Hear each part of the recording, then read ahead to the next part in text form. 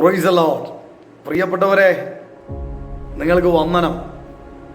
നിങ്ങൾ സുഖമായിരിക്കുന്നല്ലോ. ഈ പുതിയ ദിവസത്തിൽ നമുക്ക് വീണ്ടും കാണാൻ ദൈവം തന്ന അവസരത്തിന് ഞാൻ കർത്താവിന് നന്ദി പറയുകയാണ്. സക്കറിയ പ്രവചനം 1-ാം അധ്യായം അതിൻ്റെ 17-ാം വാക്യം ഒന്ന് എടുത്ത് വായിക്കണം കേട്ടോ. നിങ്ങൾക്ക് ബൈബിൾ ഉണ്ടെങ്കിൽ ഒന്ന് എടുത്ത് വായിച്ചോ, അല്ലെങ്കിൽ മൊബൈൽ ആപ്ലിക്കേഷനിലൂടെ നിങ്ങൾക്ക് സത്യവേദ പുസ്തകം, വിശുദ്ധ വേദ പുസ്തകം നിങ്ങൾക്ക് ഡൗൺലോഡ് ചെയ്തെടുക്കാം.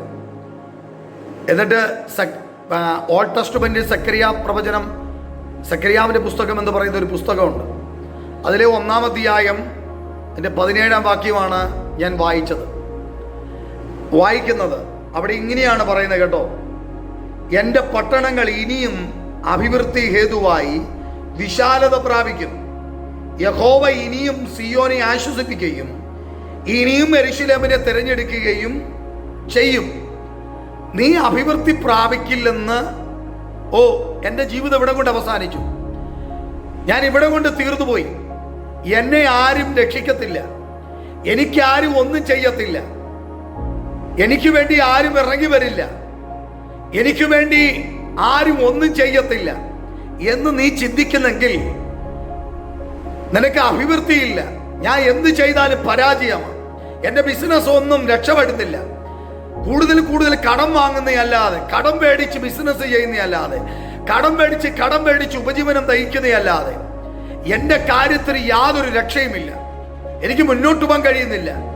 ഇന്ന് പകൽ ഈ ദൈവവചനം കേൾക്കുന്ന മാന്യമിത്രമേ, സഹോദര സഹോദരി, മാതാവേ പിതാവേ, കുഞ്ഞേ, നീ അഭിവൃദ്ധി പ്രാപിക്കില്ലെന്ന് ലോകവും നിന്റെ ചിന്തയും നിന്റെ ബുദ്ധിയും പറയുന്നെങ്കിൽ ഇന്നു പകൽ വിശുദ്ധ ബൈബിൾ ഉയർത്തി ഞാൻ പറയുന്നു, നീ അഭിവൃദ്ധി പ്രാപിക്കും, നീ അഭിവൃദ്ധി പ്രാപിക്കും, നീ വിശാലത പ്രാപിക്കും. യേശുവിനെ അറിഞ്ഞ ആരും അഭിവൃദ്ധി പ്രാപിക്കാതിരുന്നിട്ടില്ല, വിശാലത പ്രാപിക്കാതിരുന്നിട്ടില്ല. ആമേൻ. അവൻ നിന്നെ ആശ്വസിപ്പിക്കും. ഒന്ന്, നിനക്ക് അഭിവൃദ്ധി പ്രാപിക്കും. 2, വിശാലത പ്രാപിക്കും. നിനക്ക് ആശ്വാസമുണ്ടാകും. അവൻ നിന്നെ തിരഞ്ഞെടുക്കും. ഇന്നു പകൽ നീ ധൈര്യമായി നിൽക്കുക. നീ അഭിവൃദ്ധി പ്രാപിക്കും കേട്ടോ, അഭിവൃദ്ധി പ്രാപിക്കും. ആര് പറഞ്ഞാലും നീ അഭിവൃദ്ധി പ്രാപിക്കും, വിശാലത വരുത്തും, ആശ്വാസം നിനക്കുണ്ടാകും. ധൈര്യമായിരിക്കുക. ഇന്നത്തെ പ്രഭാതത്തിൽ അവന്റെ കരം നിങ്ങൾക്ക് വേണ്ടി ചലിക്കും. ധൈര്യമായി യേശുവിൽ വിശ്വസിക്കുക. യേശു നിന്റെ സകല വിഷയത്തിന്റെ മേലും അവൻ ഇറങ്ങി വന്ന് ആശ്വാസവും വിശാലതയും, ആമേൻ, നിനക്ക് വിശാലതയും അവൻ തരും. ധൈര്യമായിരിക്കുക.